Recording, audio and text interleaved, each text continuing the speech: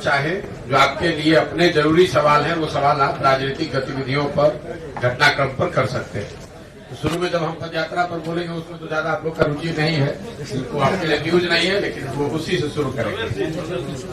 नमस्कार, आप सबका यहाँ पर स्वागत है। जैसा कि आपको पता है, 2 अक्टूबर 2022 से जन सुराज अभियान के तहत पश्चिम चंपारण के गांधी भितिहरवा आश्रम से जो पदयात्रा हमने शुरू करी है, उसको आज 17 महीने 2 दिन हो गए और मैं कल पश्चिम चंपारण से चल के पूर्वी चंपारण, शिवहर, गोपालगंज, सिवान, छपरा, वैशाली, समस्तीपुर, मुजफ्फरपुर, सीतामढ़ी, मधुबनी, दरभंगा, बेगूसराय होते हुए खगड़िया पहुंचा हूं। ये करीब करीब विधानसभा के नजरिए से आधा बिहार है। खगड़िया जब हम खत्म करेंगे तो करीब करीब 115 सीटों की यात्रा ये पूरी हो गई होगी। इसको करने में 17 महीने लगे हैं और आगे की जो यात्रा है, यहाँ से खगड़िया से हम लोग आगे सहरसा, मधेपुरा, सुपौल होते हुए आगे जाएंगे और एक अनुमान है कि कम से कम 1 बरस का समय और मुझे लगेगा पूरे बिहार की यात्रा को पूरा करने में। पदयात्रा का जो मुख्य 3 उद्देश्य है, पहला उद्देश्य ये है कि मैंने अपने 20 वर्ष के करियर में जो अनुभव हासिल किया, पहले 10 वर्ष संयुक्त राष्ट्र संघ में और फिर बाद के 10 वर्षों में जो इस काम को मैंने किया, जिसको आप लोग राजनीतिक रणनीतिकार, चुनाव प्रबंधन वगैरह जैसे शब्दों से संबोधित करते हैं, इस 20 वर्ष के अनुभव के आधार पर मैंने ये जो आकलन किया है कि बिहार में जो हम लोग की परेशानी है, गरीबी है, पिछड़ापन, बदहाली है, इसका मूल कारण यहाँ के लोगों की राजनीतिक बंधुआ मजदूरी है। ये भ्रष्टाचार की वजह से बिहार पिछड़ा है, ऐसी बात नहीं है। जाति की वजह से बिहार पिछड़ा, ऐसी बात नहीं है। क्योंकि मैंने पूरे देश दुनिया में काम किया है, ऐसा नहीं है कि दूसरे राज्यों में भ्रष्टाचार नहीं है। ये भी सही बात नहीं है कि जाति सिर्फ बिहार में ही है। लेकिन बिहार में सबसे अलग बात यह है कि पूरे 5 वर्ष यहाँ के लोग अपने दुख तकलीफ में रहते हैं। उनको पता है कि यहाँ पढ़ाई की व्यवस्था नहीं है, उपचार की व्यवस्था नहीं है, रोजगार नहीं है, सड़क नहीं है, नाली गली पानी नहीं है, रहने जीने खाने का कोई अच्छा व्यवस्था नहीं है। इन सारी बातों को जानने, समझने, झेलने के बाद भी जब लोग वोट करने जाते हैं तो पिछले 30-35 वर्षों में बिहार में अधिकांश लोगों ने सिर्फ 4 मुद्दों पर वोट किया है। पहला मुद्दा है जाति, दूसरा मुद्दा है हिंदू मुसलमान धर्म, तीसरा एक बहुत बड़ा वर्ग है जो सिर्फ भाजपा के डर, लालू जी के डर से भाजपा को या लालू के विरोध में खड़े हुए पार्टियों को वोट करता है, और एक माइनॉरिटी का, मुसलमानों का एक बड़ा वर्ग है जो करीब करीब 18% वोट है, वो सिर्फ भाजपा को इसलिए वोट कर रहा है क्योंकि लालू जी को इसलिए वोट कर रहा है क्योंकि उसको भाजपा से डर है। इन्हीं 4 बिंदुओं पर तो सारी समस्याओं को समझने, झेलने के बाद, चर्चा करने के बाद जब चुनाव होता है तो लोग मूलतः इन्हीं 4 बात पर वोट करते हैं। इसी सीख से, इसी अनुभव के आधार पर पदयात्रा का पहला उद्देश्य बनाया गया कि गांव-गांव जाकर लोगों को ये बताया जाए कि आपने जाति पर वोट करके देख लिया, आपने धर्म विचारधारा के नाम पर वोट करके देख लिया, अपने उम्मीदवारों को वोट करके देख लिया, आपका और आपके बच्चों का जीवन नहीं सुधरा। एक बार आप अपने बच्चों के लिए वोट करके देखिए, देश के लिए नहीं, राज्य के लिए नहीं, जाति के लिए नहीं, सिर्फ और सिर्फ अपने बच्चों के भविष्य के लिए वोट कीजिए। तो पदयात्रा का ये पहला उद्देश्य है, गांव-गांव जाना और छोटी छोटी नुक्कड़ सभाएं कर कर लोगों को ये बताना कि आप अगर अपनी बदहाली परेशानी से निकलना चाहते हैं तो आने वाले समय में वोट जिसको भी करना है कीजिए, लेकिन वोट अपने बच्चों के भविष्य के लिए कीजिए।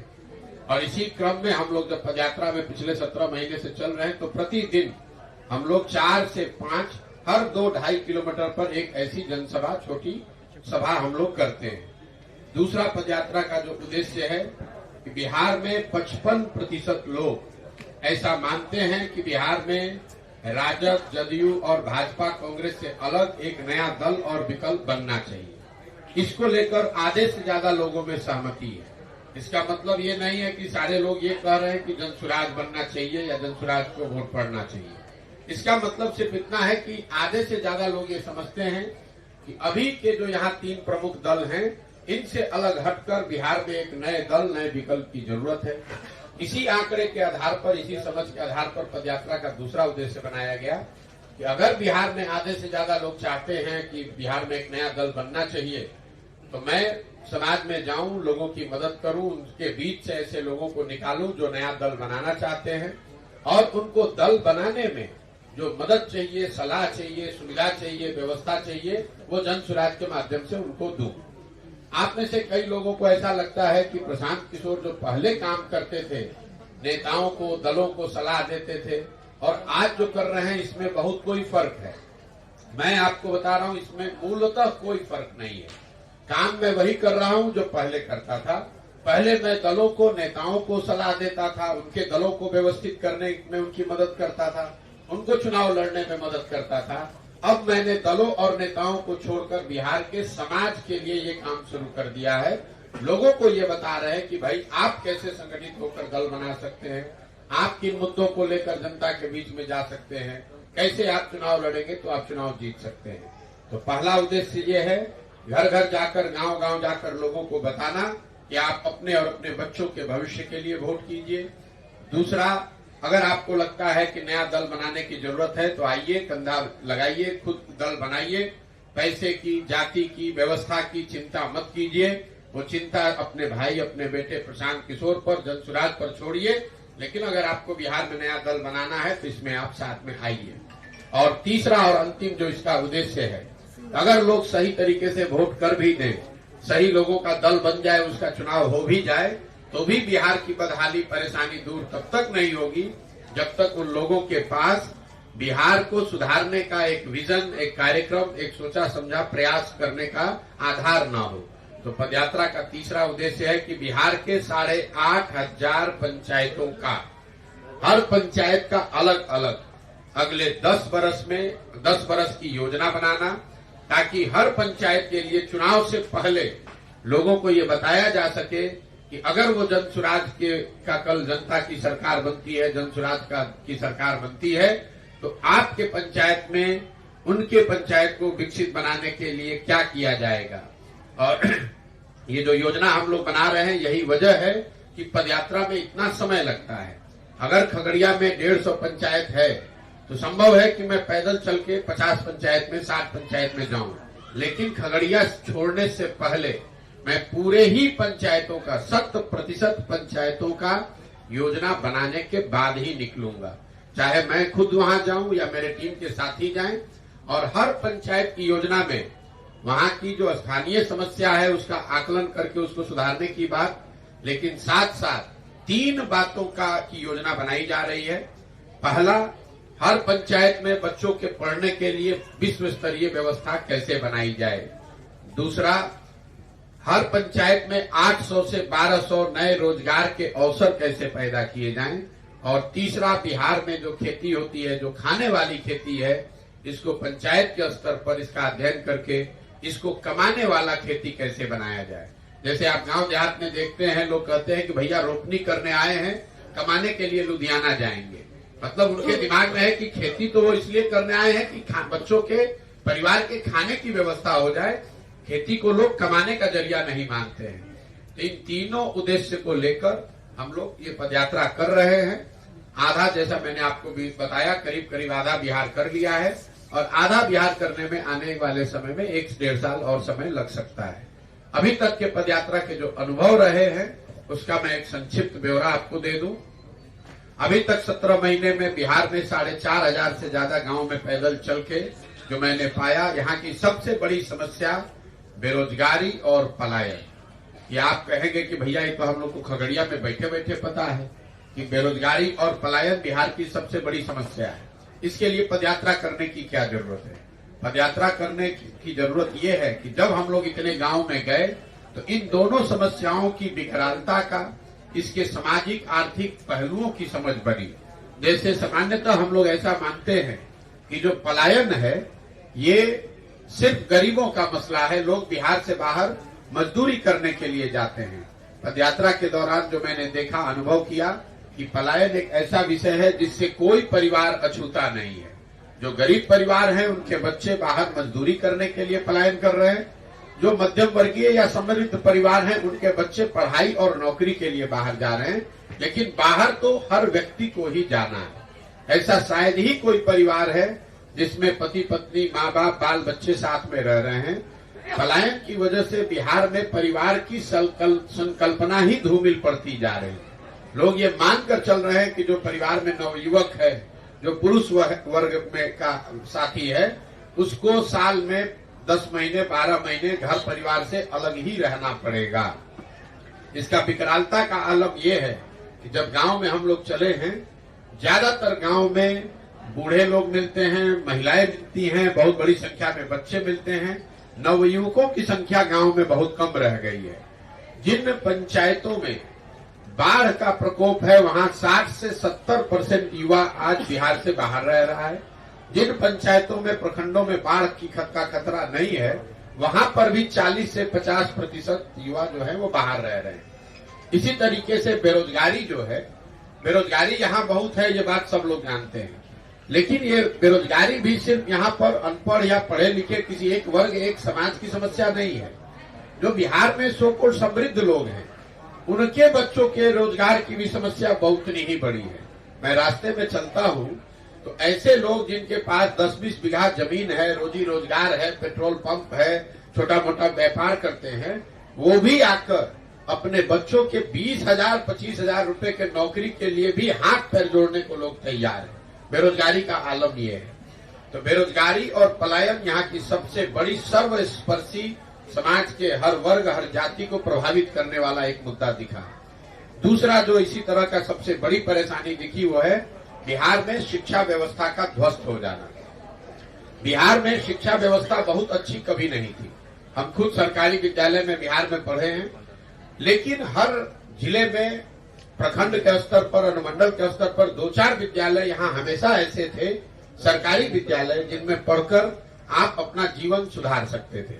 लोगों को मालूम है भैया MS कॉलेज है, लंगट सिंह कॉलेज है, CM साइंस कॉलेज है, पटना साइंस कॉलेज है, पटना कॉलेज है। अगर हम वहां पहुंच गए, हमारी जीवन बेहतर हो सकती है। पिछले 15-20 सालों के जो ये समतामूलक शिक्षा नीति का असर ये हुआ कि पूरी व्यवस्था ही चौपट हो गई। कई लोगों को ऐसा लगता है कि बिहार में शिक्षा व्यवस्था इसलिए खराब है कि यहाँ पर जो नियोजित शिक्षक हैं या शिक्षकों की गुणवत्ता अच्छी नहीं है। कुछ लोग ये बताते हैं कि स्कूल में खिचड़ी बंट रहा है, इसलिए बिहार में शिक्षा व्यवस्था खराब है। मैं इस दोनों बात को सिरे से खारिज करता हूं। मैं आपको ये बता रहा हूं, अगर सिर्फ खिचड़ी बांटने से बिहार में शिक्षा व्यवस्था खराब हुई है, तो 8वीं क्लास से ऊपर के जो विद्यालय हैं, वहां पर तो खिचड़ी नहीं बंटता है। वहां पर पढ़ाई क्यों नहीं हो रही है? अगर सिर्फ शिक्षकों की गुणवत्ता से, नियोजित शिक्षकों की वजह से ही शिक्षा व्यवस्था खराब हुई है, तो CM साइंस कॉलेज में, MS कॉलेज में, लंगट सिंह कॉलेज, पटना कॉलेज में क्यों नहीं पढ़ाई हो रहा है? वहां पर तो नियोजित शिक्षक नहीं है। इसको अगर आप गहराई से देखेंगे, शिक्षा व्यवस्था के ध्वस्त होने के पीछे जो मूल कारण है वो है कि शिक्षा समाज और सरकार दोनों की प्राथमिकता में अब रहा ही नहीं। मैं समाज पर भी जोर दे रहा हूं, सिर्फ सरकार नहीं, लोगों के भी दिमाग में शिक्षा की जो महत्ता पहले थी वो कहीं न कहीं धीरे धीरे कम हो गई है। जितने शिक्षण संस्थान हैं वो सिर्फ खिचड़ी और सरकारी व्यवस्था को, सरकारी सुविधाओं को बांटने का केंद्र बना दिया गया है। तो स्कूल से खिचड़ी बंट रहा है और कॉलेज से डिग्री बंट रहा है। पढ़ाई दोनों में कहीं नहीं हो रहा है। जब इस कालखंड का इतिहास लिखा जाएगा तो मेरा ऐसा मानना है कि नीतीश कुमार के कालखंड का, उनके 18-19 साल के शासनकाल में बिहार की शिक्षा व्यवस्था का ध्वस्त होना उनके शासनकाल का सबसे बड़ा काला अध्याय होगा। ऐसा इसलिए कि मान लीजिए कि कल एक अच्छी सरकार आ जाए, सड़क यहाँ टूटी हुई है, इस ग्राउंड में जहाँ बैठे हैं यहाँ फील्ड अच्छा नहीं है, ये फील्ड बन सकता है, स्टेडियम बन सकता है, सड़क बन सकती है। लेकिन जो 2 पीढ़ी के लोग इस ध्वस्त शिक्षा व्यवस्था से पढ़कर निकल गए, कल अगर एक अच्छी सरकार आ भी जाए तो उनका जीवन अब सुधरने वाला नहीं है। इसलिए समाज कभी भी इस चीज के लिए, जब भी उसको इस बात का संज्ञान समाज लेगा, जब भी उसको चेतना आएगी, वो कभी भी लालू नीतीश को इस बात के लिए माफ नहीं करेगा। मैंने लालू जी के लिए भी ये बात कही है। लालू जी के लोगों का, उनका खुद का दावा रहा है कि हमने गरीबों को, वंचितों को आवाज दी, सम्मान दिया, बिल्कुल ठीक बात है। मैं बिल्कुल कैमरे पर कहता हूं, लालू जी ने ऐसा काम किया और इस बात के लिए लालू जी का सम्मान होना चाहिए। लेकिन उससे जो बड़ी बात है कि लालू जी ने जिन समाज के वर्गों को सम्मान दिया, आवाज दिया, उन समाज के वर्गों के बच्चों को शिक्षा नहीं दी, उन बच्चों को उन समाज के लोगों को जमीन नहीं दिया, उनको पूंजी, व्यापार, रोजी रोजगार नहीं दिया। नतीजा ये हुआ कि ये 25-30 वर्ष से आवाज पाए हुए लोग लालू जी के सम्मान में, लालू जी के लिए आवाज तो लगा रहे हैं, लेकिन उनके बच्चों की, उनके परिवार की स्थिति नहीं बदली। बेरोजगारी, पलायन और शिक्षा के बाद जो तीसरी सबसे बड़ी समस्या बिहार में मुझे दिखी, वो है किसानों की बदहाली। एक लाइन में अगर मैं कहूं तो रास्ते चलते हुए गांव देहात में जो लोग बताते हैं कि भैया पहले जो बिहार में खेती किसानी करने वाले लोग थे, परिवार थे, वो 4-5 वर्ष खेती करते थे, पेट काटते थे, सतुआ खाते थे, तो 1-2 कट्ठा 5 कट्ठा जमीन खरीदते थे। आज पिछले 10-15 वर्षों में खेती करने वाले लोगों की हालत ये है कि अगर आपके घर में कोई नौकरी करने वाला नहीं है, कोई रोजी रोजगार नहीं है, और आपके घर में कोई बीमार पड़ जाए, कोई बेटी की शादी लग जाए, तो किसान को 1-2 कट्ठा जमीन बेचे बगैर उपाय नहीं है। ये एक लाइन में किसानों की स्थिति को समराइज करता है। किसानों की स्थिति जो यहाँ बदहाल है, उसके 3 मूल कारण हम लोगों ने देखे। पहला कारण है बिहार में भूमि सुधार का लागू न होना। पिछले 40-45 वर्ष से समाजवाद और समता मूलक समाज की, सामाजिक न्याय की बात करने वाले लोगों ने बिहार में कभी भूमि सुधार को लेकर कोई प्रयास नहीं किया। ये बात आप आंकड़ा याद रखिए। देश के बड़े राज्यों में बिहार शायद एकमात्र ऐसा राज्य है जहां भूमि सुधार को लेकर कोई प्रयास नहीं किया गया। ये वो जमीन है जहां विनोबा भावे ने वर्षों तक भूदान आंदोलन चलाया था, लेकिन आज किसी को नहीं मालूम है कि जो हजारों एकड़ जमीन भूदान आंदोलन में मिला, वो किसको दिया गया, उसका लाभ किसको मिला। नतीजा भूमि सुधार के लागू न होने की वजह से क्या हुआ है, करीब 1/3 कृषि योग्य जमीन, इसको आंकड़े को याद रखिए, 1/3 कृषि योग्य जमीन का मालिकाना हक यहाँ डिस्प्यूटेड हो गया है। किसी को मालूम ही नहीं है कि जमीन का मालिक है कौन। वो चकबंदी के वजह से फंस गया, कहीं गरमजरुआ हो गया, कहीं सरकार ने कब्जा कर लिया, किसी जमीन का पट्टा दे दिया, उसका कब्जा किसी को नहीं मिला। 1/3 जमीन का मालिकाना हक डिस्प्यूटेड हो गया, तो उसकी प्रोडक्टिविटी खत्म हो गई। जिसके नाम पर जमीन है वो उसमें कुछ नहीं कर रहा है, क्योंकि उसको मालूम है कि इसको ना बेच सकते हैं, ना लोन ले सकते हैं इस पर। और जिसको कई जगह पर जहां कब्जा मिल गया है, उसका वो मालिकाना हक उसको नहीं मिला है, तो वो भी काम नहीं कर रहा है। तो किसानों की और जो खेती से जुड़े हुए लोग हैं, उनकी बदहाली का एक बड़ा कारण है भूमि सुधार का लागू न होना। दूसरी जो बड़ी समस्या है वो है जल प्रबंधन की व्यवस्था न होना, और खगड़िया से बेहतर इसका एग्जाम्पल कुछ नहीं है। 61% जमीन खगड़िया में कृषि योग्य, 61% जमीन पर बाढ़ का खतरा है। ये नोटिफाइड जमीन है यहाँ की। तो यहाँ पर या तो, और बाढ़ की चर्चा होती है, पूरे बिहार के स्तर में करीब 50% कृषि योग्य जमीन पर बाढ़ का खतरा है। इसकी चर्चा भी होती है, आप लोग बात भी करते हैं, सब लोग इसका संज्ञान भी लेता है। लेकिन एक जो दूसरी बड़ी समस्या मैंने पदयात्रा के दौरान देखी कि जो बाकी 50% जमीन है जहां बाढ़ नहीं आता है, उसमें से भी आधे से ज्यादा जमीन या तो जल जमाव से प्रभावित है या नदियों के कटाव से प्रभावित है।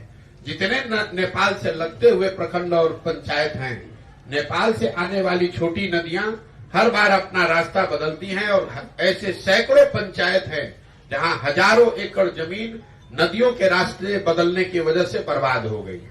उसी तरीके से जब आप नेपाल से थोड़ी दूरी बनाएंगे, गोपालगंज से जब आप चलना शुरू कीजिए, तो गोपालगंज, सिवान, छपरा, वैशाली, समस्तीपुर, मुजफ्फरपुर, दरभंगा जैसे जिलों में, खगड़िया में भी अब हम चलेंगे तो देखेंगे जल जमाव एक बहुत बड़ी समस्या है। हर पंचायत में, हर जिले में हजारों एकड़ जमीन जल जमाव से प्रभावित है, जिसको लोग लख कहते हैं, मन कहते हैं, चवर कहते हैं। हजारों एकड़ जमीन में पानी लगा हुआ है और उसकी कोई चिंता नहीं है, कोई उसकी चर्चा नहीं कर रहा है।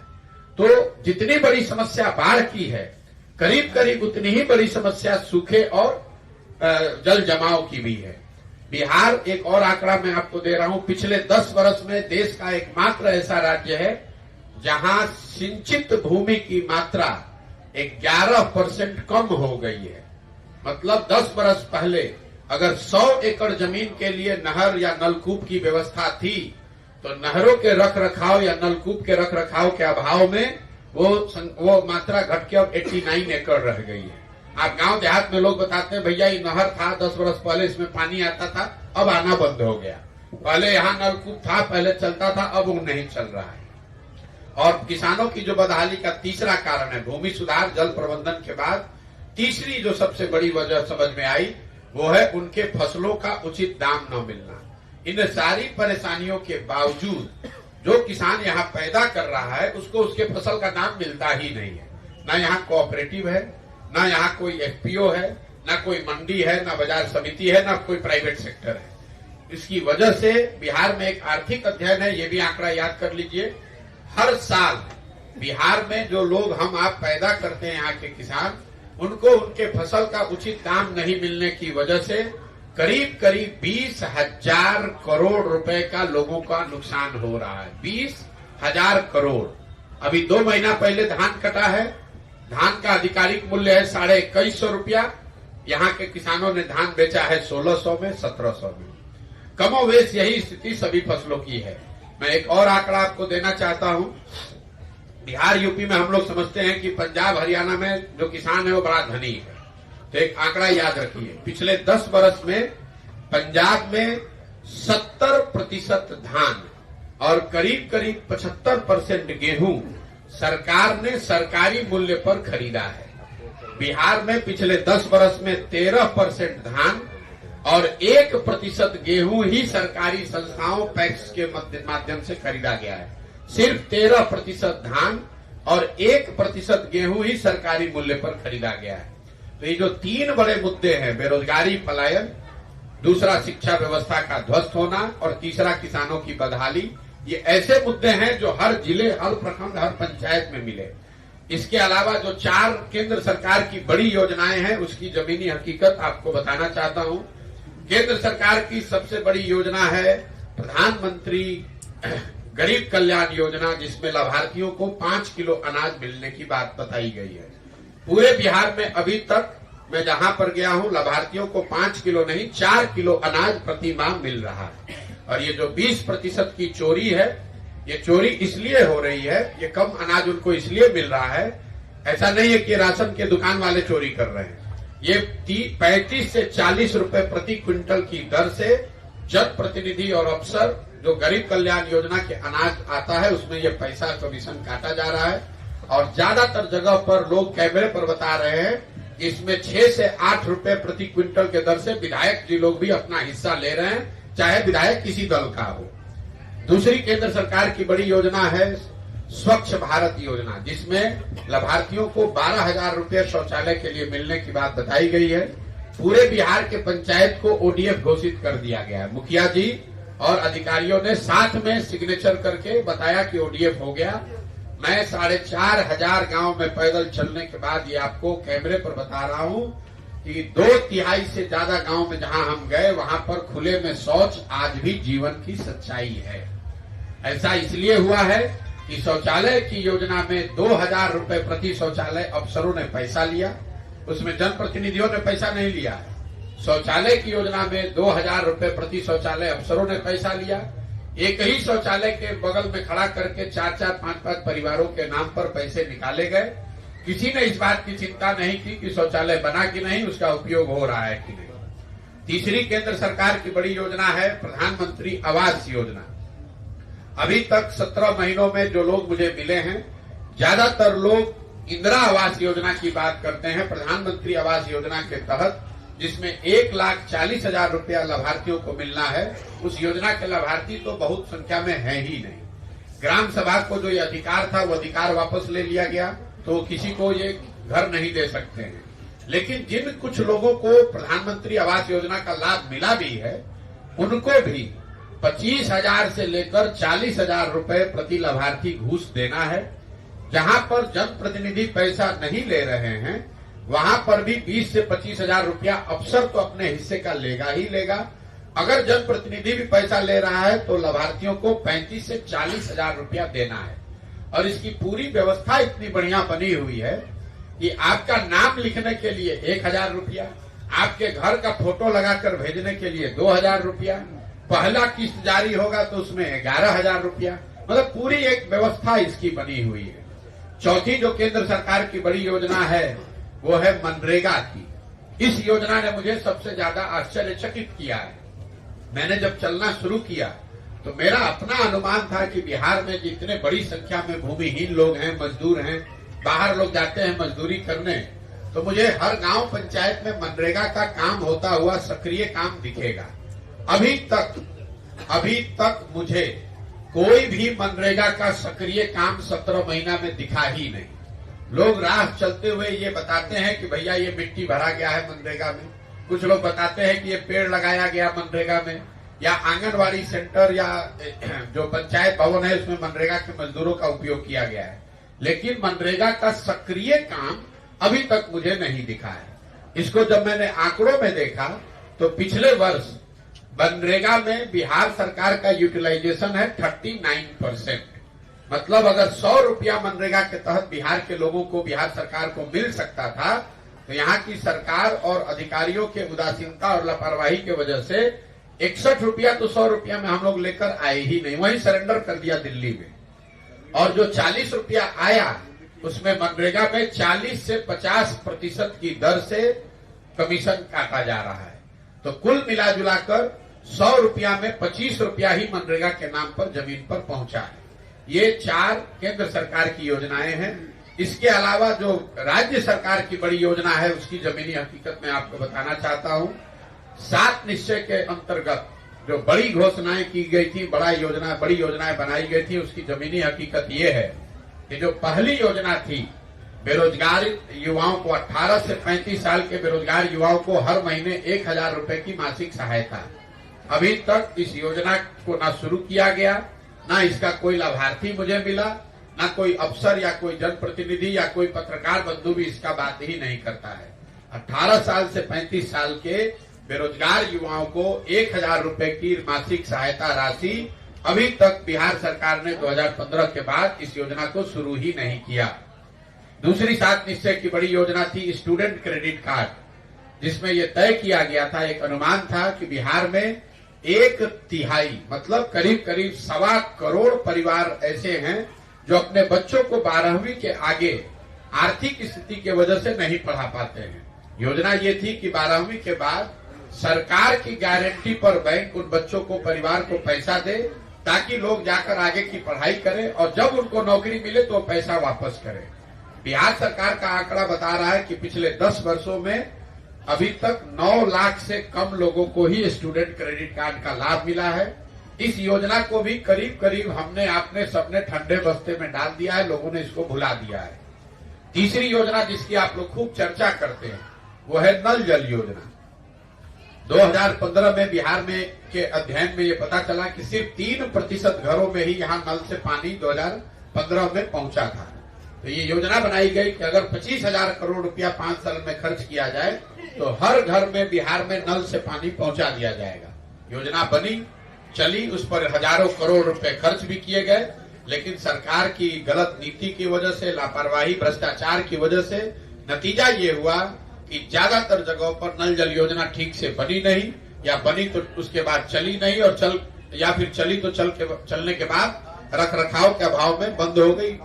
आज सरकार का दावा है कि 2/3 घरों में नल से पानी पहुंच रहा है। जमीनी हकीकत यह है कि 1/3 घरों में पानी पहुंचा है, 2/3 घरों में नल जल का पानी नहीं पहुंचा है। चौथी जो 7 निश्चय की बड़ी योजना थी, जो सबसे बड़ी योजना थी 7 निश्चय की, आपके ध्यान में ला दूं, नालियों गलियों के पक्कीकरण की योजना 7 निश्चय में इसके लिए 5 वर्ष में 80,000 करोड़ रुपए का बजट रखा गया था। ये तय किया गया था कि बिहार में रहने वाले हर परिवार का जो घर से जो नाली निकलती है उस नाली का पक्कीकरण किया जाएगा। उन नालियों को बाहर लाकर गांव में एक बड़े नाले से जोड़ा जाएगा और उस बड़े नाले से पानी को निकालकर गांव के बाहर उसका निस्तारण किया जाएगा। ये कितनी बड़ी समस्या है इसका आप अंदाजा लगा लीजिए। इस बात से मैं एक आंकड़ा आपको दे रहा हूं क्यों इसकी चर्चा की गई है।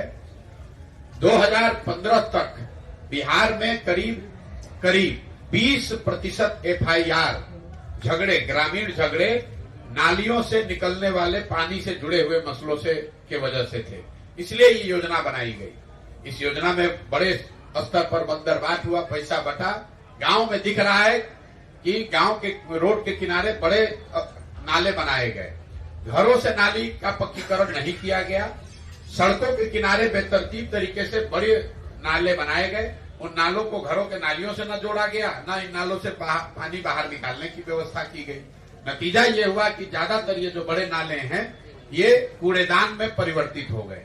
वहां पर लोग भैंस बांध रहे हैं, गोबर पाथ रहे हैं, उसमें पूरा कूड़ा भर गया, वो नाले बंद हो गए और हजारों करोड़ रुपया सरकार का, बिहार की जनता का बर्बाद हो गया। ये बिहार सरकार के 7 निश्चय पर व्हाइट पत्र आपको दे रहे हैं। नीतीश कुमार से और उनकी सरकार से जरा पूछिए कि ये 7 निश्चय में जो मैं बोल रहा हूं ये सही है या गलत है। 3 क्षेत्र जहां यहाँ बच्चों को, यहाँ फैक्ट्री उद्योग तो कोई है नहीं, नौकरी का कोई साधन है नहीं, लेकिन नीतीश कुमार के अपराधियों के इस जंगल राज में 3 ऐसे क्षेत्र है जहां मैंने देखा युवक काम पा रहे हैं। पहला है अवैध शराब का कारोबार।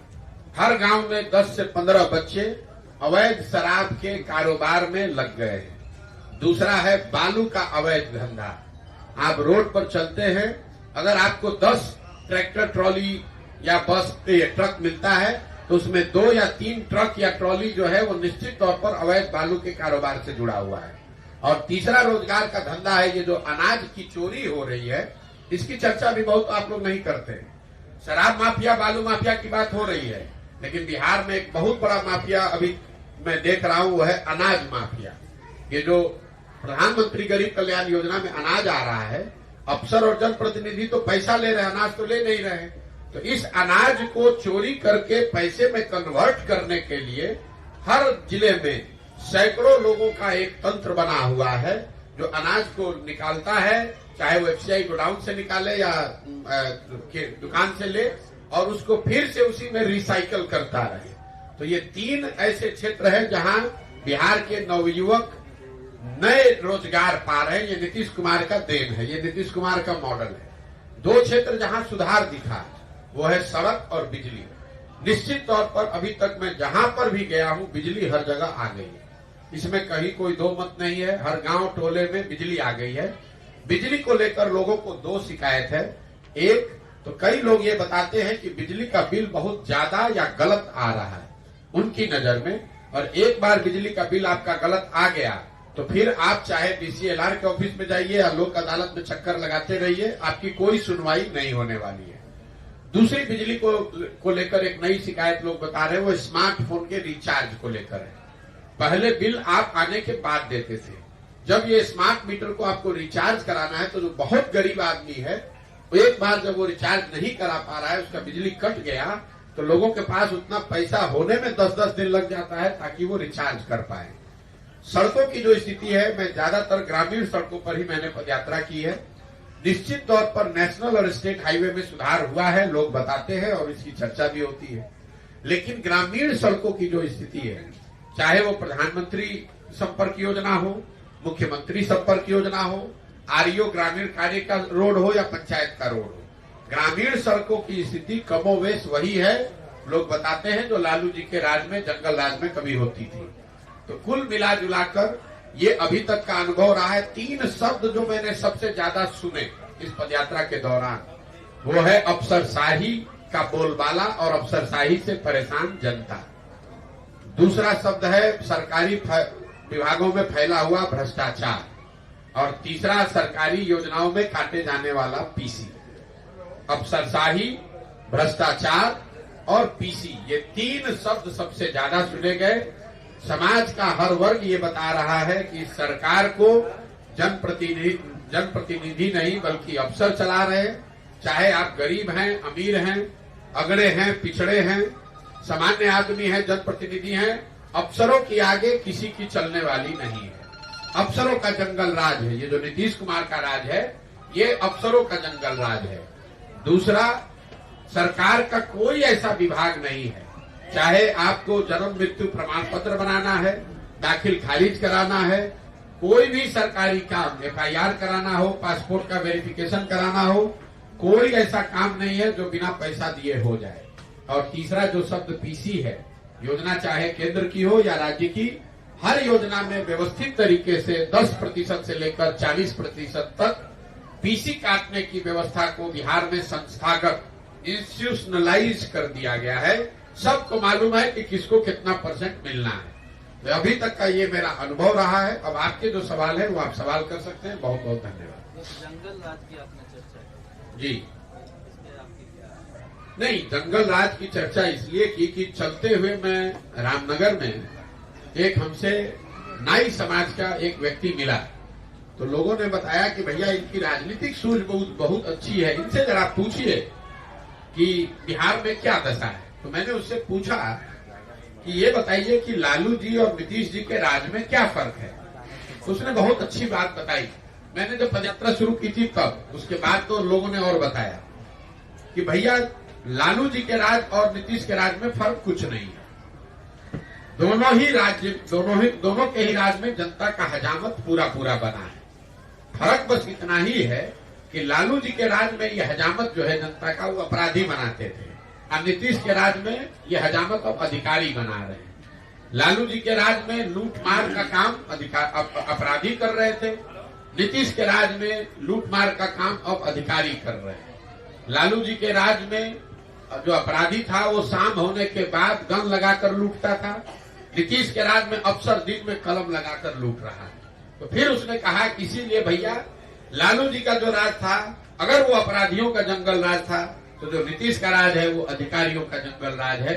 और इस बात को मैंने पिछले 17 महीनों में जहां पर भी मैं गांव में गया हूं बात किया है, ज्यादातर लोग इस बात से सहमत है कि नहीं भैया ये आकलन बिल्कुल ठीक है। एक बात सवाल और है कि आपने ये भी कहा था कि अभी जो बच्चों के लिए आप वोट करिए जी, इसमें सारे लोग कहते हैं कि मैं रोजगार दूंगा। कोई ऐसी पार्टी तो है नहीं जो कहती है रोजगार हम नहीं देंगे। बच्चों के लिए फिर कैसे वोट करें? बच्चों के लिए वोट देना और रोजगार के लिए वोट देना दोनों में फर्क है। आप पार्टी कह रही है कि हम किसने आकर रोजगार के लिए वोट मांगा, हमको बताइए। लोग तो ये कह रहे हैं कि भैया भारत को मजबूत बनाना है, पाकिस्तान को सबक सिखाना है, इसलिए वोट दीजिए। लोगों ने कहा कि हमने पुलवामा कर दिया इसलिए वोट दीजिए। लोग ये कह रहे हैं कि तुम हमारी जाति के हो, तुमको आरक्षण देंगे इसलिए वोट दीजिए। लोग ये कह रहे हैं कि भाई भारत को मजबूत बनाना है इसलिए वोट दीजिए। लोग ये कह रहे हैं कि हमने मंदिर बना दिया इसलिए वोट दीजिए। लोग ये कह रहे हैं कि मुसलमान नहीं जीतना चाहिए इसलिए वोट दीजिए। लोग ये कह रहे हैं कि तुम हमारे बच्चे को इस बार मुख्यमंत्री बनाना है इसलिए वोट दीजिए। लोग कहाँ कह रहे हैं कि हम तुमको रोजगार देंगे इसलिए वोट दीजिए। मुझे कोई वक्तव्य किसी नेता का दिखा दीजिए। ये तो घोषणा पत्र में एक बात मेंशन किया है। आप मुझे बताइए किसी बिहार के नीतीश कुमार ने, लालू जी ने, नरेंद्र मोदी ने, लोग सैकड़ों भाषण यहाँ उन्होंने दिए हैं, मुझे निकाल कर दिखाइए जहां उन्होंने ये कहा हो कि मैं आपके बच्चों के पढ़ाई के लिए व्यवस्था कर रहा हूं, मैंने 5 वर्ष में किया है इसलिए मुझे वोट दीजिए। ये किसी ने नहीं कहा है, भ्रम मत पालिए। अरे आप सुन तो लीजिए। अगर मैं तो आपको कैमरे पे दावा कर रहा हूं, मोदी जी का भाषण आप मुझे सुना दीजिए जिसमें मोदी जी ने ये कहा है कि पिछले 5 वर्ष में हमने आपकी शिक्षा व्यवस्था, आपके बच्चों के पढ़ने की व्यवस्था कर दी इसलिए मुझे वोट दीजिए। मोदी जी ये कह रहे हैं कि हमने आपके 5 किलो राशन की व्यवस्था की है इसलिए वोट दीजिए। मैं कह रहा हूं कि 5 किलो राशन से आपका पेट भरेगा, आपके बच्चों का भविष्य नहीं सुधरेगा। दोनों में फर्क करना समझिए। सर, लोग आप पर क्यों भरोसा करें? पहले भी नेताओं से लोग ठगे जा चुके हैं। बिल्कुल सही बात है। और आप खगड़िया में मैं अभी आया हूं इसलिए आपको दोष नहीं दूंगा, लेकिन अगर आपने मेरे वक्तव्यों को सुना होगा तो मैं पहला ही लाइन कहता हूं कि मुझ पर बिल्कुल भरोसा मत करो, मुझे वोट मत दो, मेरा कोई दल नहीं है। लेकिन जिस पर भी तुम्हारा भरोसा है, जिसको भी वोट देते हो, उसको मुफ्त में वोट मत दो। मैं ये भी कहता हूँ कि अगर आप अपने जात वाले को गेहूं चावल बेचते हैं तो उससे पैसा लेते हैं कि नहीं लेते हैं? दूध कपड़ा सब्जी बेचते हैं उससे पैसा लेते हैं कि नहीं लेते हैं? तो फिर अगर अपने जात वाले को भी दे रहे हो तो वोट मुफ्त में क्यों दे रहे हो? वोट अपने जात वाले को देना है दो, लेकिन कम से कम उससे अपने बच्चों के लिए रोजगार और पढ़ाई तो मांगो। मुफ्त में वोट दोगे तो वोट चाहे मोदी को दो या लालू को दो, नीतीश को दो कि प्रशांत किशोर को दो, नुकसान होगा ही होगा। मैं ये बात बता रहा हूँ, मैं किसी को नहीं कहता हूँ, मैं सामने से खड़ा होकर कहता हूँ कि अगर हम पर भरोसा करके हमको वोट दोगे तो मैं भी कल आपको ठग सकता हूँ। इसलिए भरोसा हम पर मत करो अपने आप पर भरोसा करो, अपने बच्चों के लिए खड़े हो, अपने बच्चों का चेहरा देखकर वोट दो। मोदी, लालू, नीतीश, प्रशांत किशोर का चेहरा देखकर वोट मत दो। एक मिनट सर, हिंदुत्व एक मिनट प्रशांत जी, हम तो ये बता, अभी जिस तरह से कांग्रेस के नेताओं को हैदराबाद शिफ्ट किया गया, क्या नीतीश जी के लिए मुश्किल बढ़ेगी? देखिए, जब आप 42 विधायकों के साथ कुर्सी पर बैठे हैं तो आपकी प्राथमिकता और आपकी स्थिति कभी भी वो सरकार स्थिर हो ही नहीं सकती है। नीतीश कुमार जब 42 विधायक उनके जीते तो मैं आपको कैमरे पे कह रहा हूं, 2020 में, तब मैं बंगाल में था। मेरी उनसे 2 बार बात हुई। मैंने उनको सुझाव भी दिया कि सर आप मुख्यमंत्री मत बनिए। 42 जब जनता ने आपको नहीं वोट दिया है, आप क्यों मुख्यमंत्री बन रहे हैं? और 5 बजे शाम तक ये कहते रहे नहीं नहीं बिल्कुल आप सही सलाह दे रहे हैं, मुझे मुख्यमंत्री नहीं बनना है। 6 बजते बजते फिर पलट के भाजपा के साथ बना लिया। फिर उनको लगा कि भाजपा वाले, उन्होंने क्या कहा कि भाजपा वाले मेरा दल तोड़ रहे हैं, इसलिए मैं भाजपा छोड़कर महागठबंधन में जा रहा हूं। वहां गए, 1 साल में फिर वहां अकुलाहट होने लगी। अब कह रहे भैया महागठबंधन वाले, आरजेडी वाले ठीक से काम नहीं करने दे रहे, इसलिए फिर वापस भाजपा में गए हैं। अब कोई उनसे ये पूछने वाला नहीं है कि अगर भाजपा वाले आपका दल तोड़ रहे थे साल भर पहले, तो फिर तो स्वाभाविक है जब आपकी स्थिति कमजोर रहेगी तो आप सरकार चलाने से ज्यादा आपकी तो प्राथमिकता बस इतनी है कि आप कुर्सी पर बैठे रहे। चाहे कांग्रेस के साथ रहिए, भाजपा के साथ रहिए, आरजेडी के साथ रहिए। और ये बिहार का दुर्भाग्य है कि जब हम लोग को अपने रोजगार, पढ़ाई, पलायन पर चर्चा होनी चाहिए तो दिन रात यही चर्चा हो रही है कि कांग्रेस का आदमी कहाँ भागा, नीतीश कहाँ भागे, लालू कहाँ गए। अरे भैया कोई आ जाए, 35 वर्ष से इन चारों पार्टियों ने राज यहाँ किया है कि नहीं किया? यूपीए की सरकार रही है ना दिल्ली में, 10 वर्ष कांग्रेस वाले भी शासन में रहे हैं और 10 वर्ष से अभी मोदी जी भी शासन में हैं। आप जरा मुझे बताइए, बिहार से पलायन रुक गया? खगड़िया के में बच्चों के परिवारों की स्थिति सुधर गई? पहले 40 वर्ष कांग्रेस का शासन था, 15 वर्ष लालू जी थे, अभी 18 वर्ष से नीतीश कुमार है। बिहार 1990 में जब लालू जी मुख्यमंत्री बने तो देश का सबसे गरीब और पिछड़ा राज्य था। 2005 में जब लालू जी हटे, नीतीश कुमार मुख्यमंत्री बने तो भी देश का सबसे गरीब और पिछड़ा राज्य बिहार था। और आज 2023-24 में भी देश का सबसे गरीब और पिछड़ा राज्य बिहार ही है। हम लोग 28वें पर जो 1990 से पहले आए हैं, आज तक 28वें नंबर पर ही है, 27 नहीं हुए। सर हम पूछ रहे हैं, पद यात्रा का जो है, सुना जाए सर?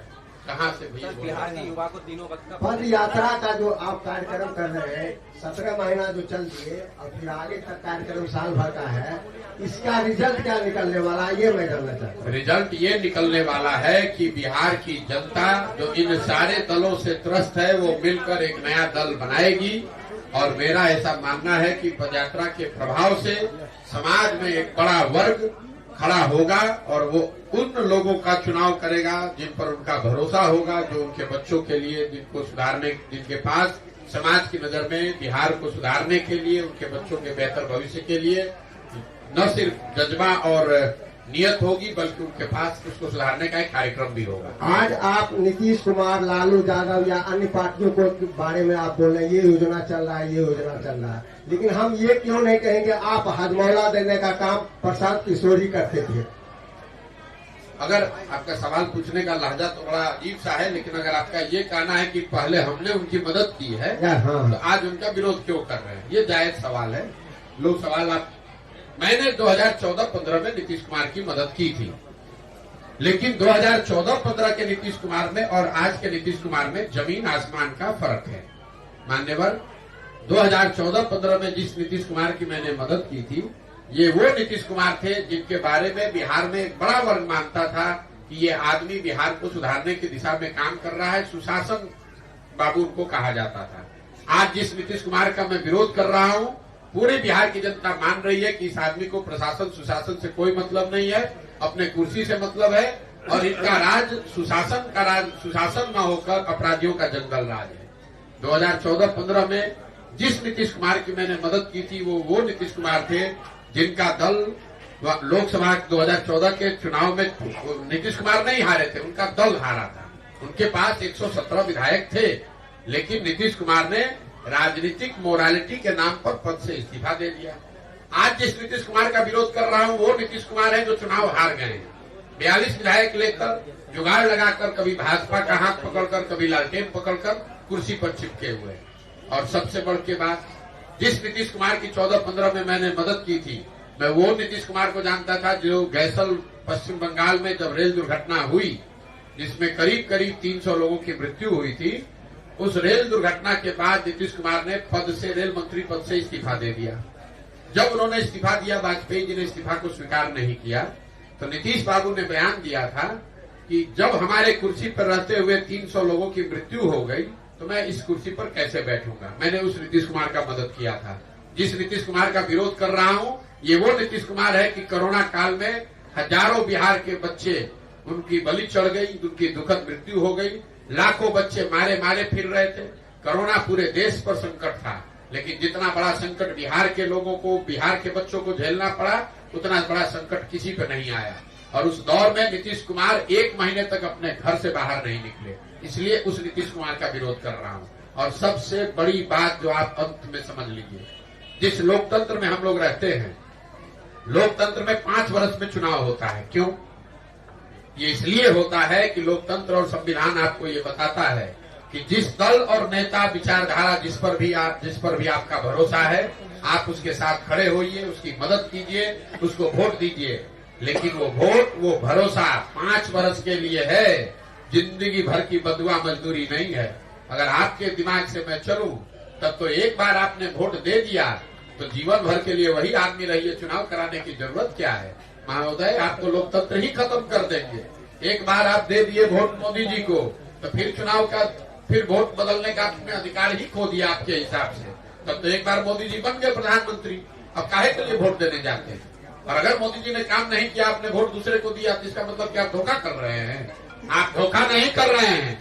ये नागरिक होने के नाते आपका कर्तव्य है। इसी से लोकतंत्र चलता है।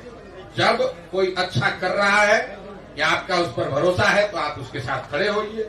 जब वो अच्छा नहीं कर रहा है तो जितनी ताकत से उसकी मदद की है उतनी ही ताकत से उसको धक्का देकर बाहर भी हटाना ये नागरिक की जिम्मेवारी है। हिंदुत्व के नाम पर, एक मिनट, हिंदुत्व के नाम पर वोट देने वाले जनता को आप कैसे काउंटर करेंगे जो विकास के मुद्दे को प्राथमिकता नहीं देती? मेरे भाई, ऐसा है, ये आपका भ्रम है कि हिंदुत्व के नाम पर या जाति के नाम पर ही वोट पड़ता है। मैंने शुरू में ही कहा, वोट 4 महत्वपूर्ण बिंदुओं पड़ते हैं, उसमें एक हिंदुत्व भी फैक्टर है। पूरे देश में 80% हिंदू रहते हैं। पिछले बार जब लोकसभा का चुनाव हुआ, भाजपा को इतनी बड़ी जीत मिली तो भाजपा को कुल 38% वोट मिला है। 80% हिंदुओं के देश में अगर भाजपा को 38% वोट मिला है, इसका मतलब है कि आधे से ज्यादा हिंदुओं ने भाजपा को वोट नहीं दिया है। तो काहे आप बेकार घबराए जा रहे हैं? आप करें, कैसे काउंटर करेंगे? हम काउंटर ऐसे करेंगे कि जो हिंदू भाजपा को वोट नहीं कर रहा है उसको कहेंगे कि तुम आओ और इस नए विकल्प में जुड़ो, और उसके साथ साथ जो हिंदू भाजपा को वोट दे रहे हैं उनको भी कह रहे हैं कि तुम हिंदू होने के नाम पर कितना दिन वोट देते रहोगे, अपने बच्चों के लिए, रोजगार और पढ़ाई के लिए वोट करो। प्रशांत जी की नजर में बिहार में नया विकल्प क्या है?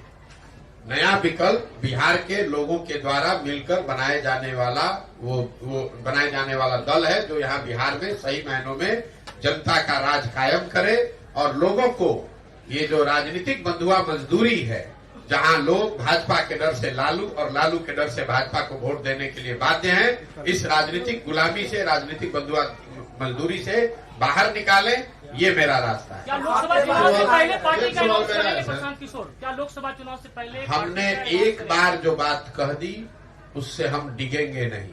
पदयात्रा जब शुरू हुई, उसके 6 महीना पहले 5 मई 2022 को पटना के प्रेस वार्ता में हमने बताया कि पार्टी पदयात्रा खत्म होने के बाद ही बनेगी और इसका कोई समय निश्चित नहीं है। चाहे हमको 1 बरस लगे या पदयात्रा करने में 4 बरस लगे, पार्टी तब बनेगी जब पदयात्रा पूरा हो जाए। और जब बन जाएगी उसके बाद जो चुनाव आएगा सामने, वो चाहे वार्ड सदस्य का चुनाव हो, मुखिया का चुनाव हो, लोकसभा हो, विधानसभा है, सब लड़ा जाएगा।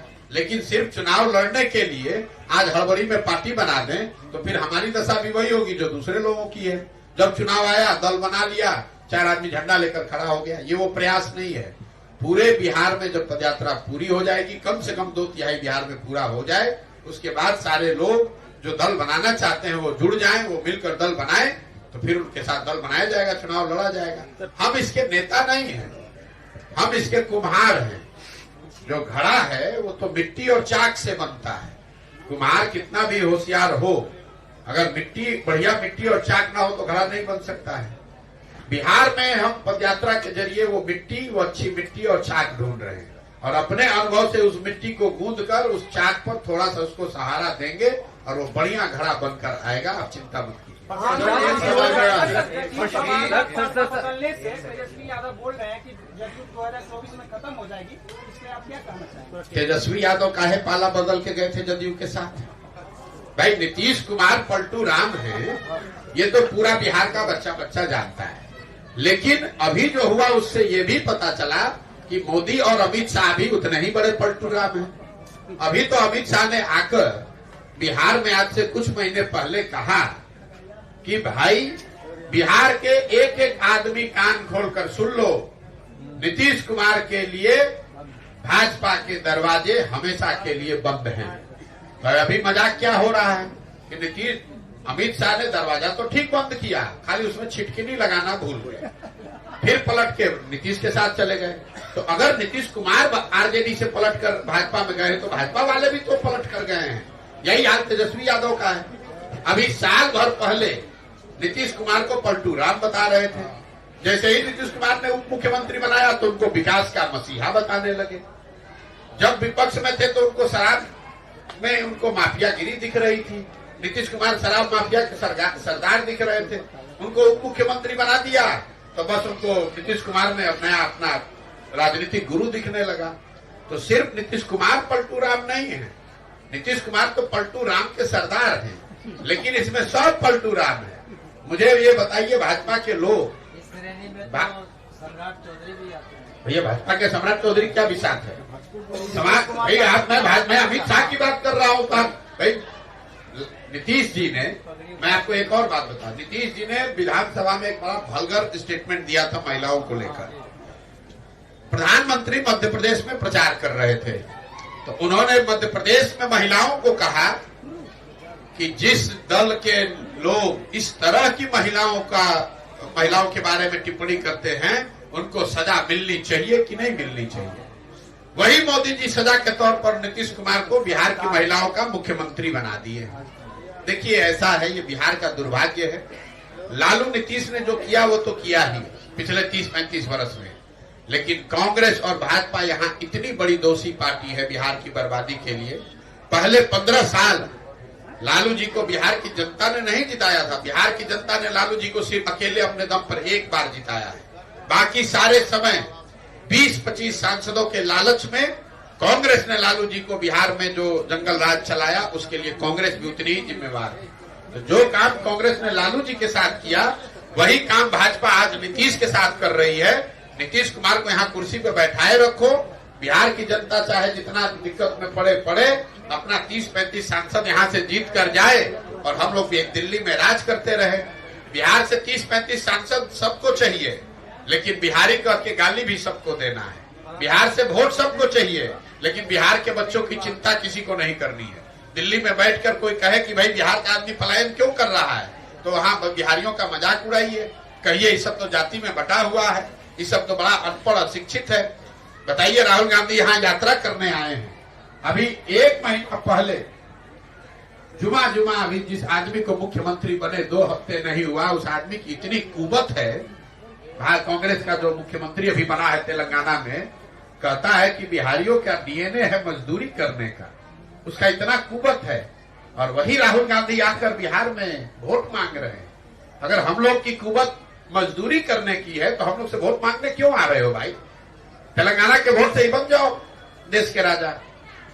अगर मोदी जी को लगता है कि बिहार पिछड़ा है तो आप मुझे बताइए, वहां इन्वेस्टमेंट समिट होता है, लाखों करोड़ रुपए का इन्वेस्टमेंट होता है। आप पत्रकारिता करते हैं, 10 वर्ष से मोदी जी प्रधानमंत्री हैं, एक दिन बिहार के भी आ जाते। चलिए लाख करोड़ नहीं 2-4 हजार करोड़ का ही एगो फैक्ट्री बिहार में ही लगा देते। एक मोदी जी के लिए लोग कहता है भाई 16 घंटा काम करते हैं, तो एक 16 घंटा बिहार के लोगों के लिए भी निकालते कि भाई बैठो देखो कि बिहार की चीनी मिल कैसे चालू होगी। आपको क्या लगता है कि अगर मोदी जी आज किसी उद्योगपति को कह दें कि बिहार में चीनी मिल चालू करना है, तो किस उद्योगपति का हिम्मत है कह देगा कि नहीं करेंगे। और जिस गुजरात से 26 MP जीत कर गया, वहां हर 10वें दिन मोदी जी इन्वेस्टमेंट करा रहे हैं, वहां हर 15 दिन जाकर वहां बैठक कर रहे हैं, गुजरात की विकास की चिंता कर रहे हैं, 1 लाख करोड़ का बुलेट ट्रेन बना रहे हैं। और आपका ये खगड़िया कुशेश्वर स्थान का पैसेंजर ट्रेन अभी 40 वर्ष से अगर में अटका हुआ है, किसी ने उसकी बात की? हम लोग 39 MP जिता कर भेजे। तो जब आपको हमको अपने चिंता नहीं है, तो मोदी जी और राहुल जी का है आपका हमारा चिंता करेंगे। लालू नीतीश तो लूटिए रहे, उसको तो बर्बाद किया ही, लेकिन वो गलती बिहार की जनता का शोषण इसलिए कर पा रहे हैं कि भाजपा और कांग्रेस इन लोगों की मदद कर रहे हैं। सर एक सवाल मेरा किया गया, इसमें आप क्या कहेंगे? पटना में जिस तरह 7 लोग पिटा गए। मेरे भाई नीतीश कुमार जब से मुख्यमंत्री हैं, पिछले 4-5 वर्षों में लाठीचार्ज करना, आप ये बताइए किस पर लाठीचार्ज नहीं हुआ है? आंगनवाड़ी वर्कर पर नहीं हुआ, कि शिक्षकों पर नहीं हुआ, कि मुखिया सरपंच पर नहीं हुआ। जो जाएगा उनसे मिलने अपना ग्रीवांस लेके उस पर लाठीचार्ज कराएंगे। पत्रकार पूछेंगे लाठीचार्ज हुआ तो जाए, ऐसा हुआ है? अच्छा रुको तो अभी पता करते हैं। पत्रकार के ऊपर भी लाठीचार्ज हुआ है। सर एक सवाल, पत्रकारों की समस्या पर भी आप बोले, सब समस्या आप बोल रहे हैं, पत्रकार समस्या पर कोई नहीं उठा रहा है। पत्रकारों की दशा ये है कि आप पूरे समाज की समस्या लिख सकते हैं, बोल सकते हैं, अपनी समस्या नहीं बोल सकते हैं। तो आप लोग दधीची की हड्डी की तरह अपना कुर्बानी करते रहे। आप उठाएंगे आवाज, हम तो उठा ही रहे हैं। बिहार के लिए आवाज उठा रहे हैं, दलितों के लिए आवाज, पत्रकारों की समस्या पर कोई नहीं आवाज उठा रहा है। हर जगह पत्रकारों की समस्या पर आवाज उठा रहे हैं। जिस तरह सर एक सवाल मेरा है कि ये जो पद यात्रा प्रशांत किशोर की है, जो बिहार के लिए हर जिलों, हर गांव, हर कस्बों में जाने की जो चर्चा चल रही है, चर्चा चल नहीं रही है, चल ही रही है। यात्रा चल रही 17 महीने। दूसरा बात यह है कि ये जो पद यात्रा का जो नया विकल्प बनेगा, चाहे लालू की सरकार हो या नीतीश की सरकार हो, जो विफलता का कारण दिख रहा है, और ये चीज आप खुल के भी बोल रहे हैं, तो इनका क्या विकल्प प्रशांत किशोर होगा या कोई इनका विकल्प जनता का राज होगा, जिसका नाम है जन सुराग। और वो विकल्प लालू नीतीश का नहीं है, वो विकल्प होगा बिहार की गरीबी का। हम लालू नीतीश को यहाँ हटाने नहीं आए हैं, हम यहाँ गरीबी को हटाने आए हैं। हमारी लड़ाई लालू नीतीश मोदी और राहुल गांधी से नहीं है, हमारी लड़ाई यहाँ की गरीबी और पिछड़ापन से। इनका कोई चेहरा साफ हुआ है? इनका कोई चेहरा निकला है क्या विकल्प? भैया ऐसा है कि दही आप जमाते हैं ना, दही में मक्खन है, आपको दिखता नहीं है, लेकिन जब उसी दही को आप मथते हैं तो उसमें बढ़िया सुंदर सफेद मक्खन निकल के आ जाता है। हमको पूरा समाज को मत लेने दीजिए, बिहार को अपने आप आपको मक्खन भी दिखेगा, और इसी समाज से वो निकला हुआ होगा, जो समाज की मदद से मक्खन निकलेगा, वही यहाँ की व्यवस्था को सुधारेगा। अब चलिए पूरा दिन आप सवाल है 1 महीना अभी है, खगड़िया में सवाल करते रहे।